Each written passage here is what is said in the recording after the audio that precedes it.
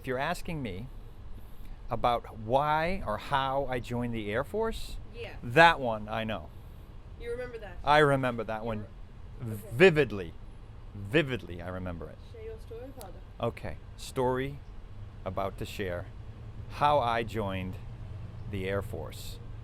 I mean, why did I join the Air Force? Why not the Navy? Why not the Marine Corps? Why not the Army?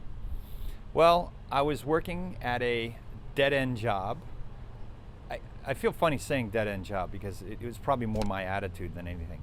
But I was working in Hudson, New Hampshire at a job that I didn't really like. And I remember one day saying to a machinist who worked there, he was about 25 years old, I said, and I was kind of feeling pretty low about my life because I was living at home, working in Hudson at this factory. We were making hearing tympanometers, I think is what they were called. And they're for hearing tests. They're for doing hearing tests. I wasn't really that interested in the whole operation. I was just there to make money. And I didn't really have a good attitude about the whole thing. But what I did know is that I'm working there 40 hours a week plus, and I cannot afford to live at home with my dad because my dad's charging me $50 because he bought a car for me, a beat up green Nova piece of junk. But it was $1,200, so I had to pay him back $50 a week. That was the deal. Plus I had to pay him $50 a week in rent. So that's $100. And guess how much money I was making in Hudson working 40 hours a week? About $100. So there's no money left over. I'm living at home. And I said to my dad, I had conversations along the lines of, hey Dad, $50 a week, really, for rent? And by the way, he said, not only $50 a week, that's cheap. You also got to mow the lawn, you got to do chores around the house too. Here's your chores list. And I think he put a list on the fridge. It was his roundabout way of saying, get out of my house. Yeah. This is what he was saying, essentially. So I had to mow the lawn. I had a big list of things. And I said, well, the other guys don't have to do that. My brothers don't have. Well, they're going to college. You're not. So $50 a week and do the chores. And if you don't like it, go somewhere else. He says, where are you going to go where you get free meals? Where are you going to go where, mom cooks the dinner for you? Where are you going to go where mom does the laundry for you? That's all included in your rent. The electricity's included. The water's included. Everything's included. Where are you going to get a deal like that? And Dad was right. So I said, okay, all right, fine. So anyway, I'm feeling pretty frustrated about this, my whole situation. I'm living at home, working full time, and I can't afford to live at home. I said that my life is not going in the right direction. It's not going up. It's going, fizzling out. So I'm at work, and I saw this machinist, this 25-year-old guy, a few years older than me. I think I was 20 at the time, and I said to him, what would you do if you were me in my situation? I don't know exactly how much I explained to him. And he stopped his work on the machine, and he looked at me, and he goes, you know what I would do if I were you? I would join the military and learn a trade. That's what he said, and I looked at him and I thought to myself, join the military. At that time, joining the military was kind of like, the last, in my mind, the last rung. It was kind of, really? And when he said that, I thought, oh God, has my life gotten that bad where I got to go join the military? So anyway, that was in the morning, and I kept thinking about it all day long at work. And then finally, at work, or after work, I got in my car, and I drove to Nashua. Hudson's the next door. You got Hudson, then you drive over the river, and you're in Nashua, if my memory's correct. Anyway, it's right next door. I went to Nashua, and I went to the recruiting station. And I thought, it's come to this. My life's come to this. But I wanted to get out of the house. I couldn't afford to live at home. And the house wasn't big enough for Dad and me. So one of us had to leave. And it wasn't going to be him. It's going to be me. So anyway, I go into the recruiting office, and I remember it was a long hallway. And on the right, it said Navy. The first door on the right, Navy. So I said, okay, I don't know, whatever. So I went into the Navy office. And there's the Navy guy sitting behind the desk, and he's kind of writing, and he kind of ignores me. And I'm sitting in front of him, and he's still ignoring me. And I thought, well, should I ruffle the seat? Should I go? Wait.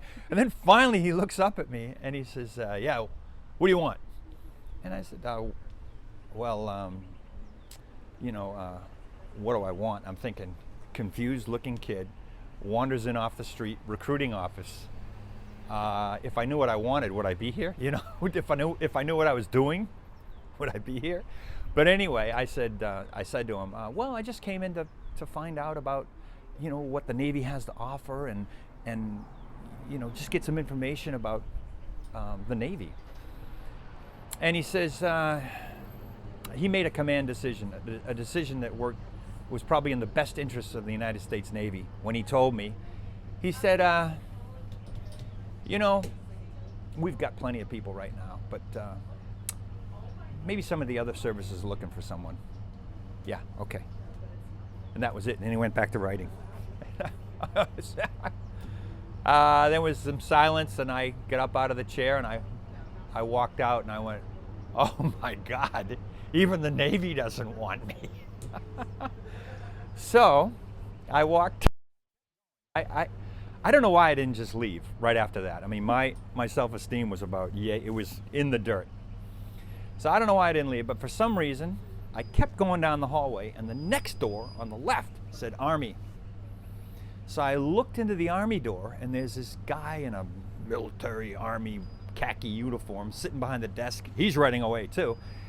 But his office was very interesting in that in front of it there was a big high sandbags. There's a big stack of sandbags, like a war scene from a John Wayne movie. Big sandbags. And in the middle of the sandbags was a machine gun. So it was a machine gun nest. And I kind of looked at that, the civilian Dave here, and I'm looking in there going, you know what? Why don't I see what's going on further down the hallway, and then I'll come back and talk to him. If all else fails, I'll go to the machine gun guy. So I'm looking down the hallway, and on the right way at the end it says Air Force, and on the left it says Marines. And the Marines were a little bit closer, so I think I was going to go into the Marine Corps first, which is on the left, and then go into the Air Force. But before any of that could happen, as I'm heading down the hallway, taking a step, this man in a sparkling blue shiny shoe uniform jumps into the hallway, and he goes, "Hi, I'm Tony," and he puts his hand out to shake my hand. And I'm thinking, oh, Tony, I'm Dave. And I thought, this guy, he's got his hand out. Okay, I'll shake his hand. "Hi, Tony. I'm Dave." He says, "Hiya, Don. How would you like to join the Air Force?" He brings me into the office. He says, "What job do you want?" "Any job you want." He holds this big list up in the air. He goes, "Any job you want. We got them all." And so after talking with Tony from the Air Force for the next 15 to 20 minutes and having him tell me how good I was and making me feel important, which is what I needed at that time. I needed it badly. Guess which service I joined? Air Force. And that's how I became an Air Force guy. It was just that simple. I never went into the Marine Corps. The Marine Corps guy, he knew better. He stayed in his office. He said, "Tony, you can have him." So that's how I became an Air Force guy. And that was in 1981. 81.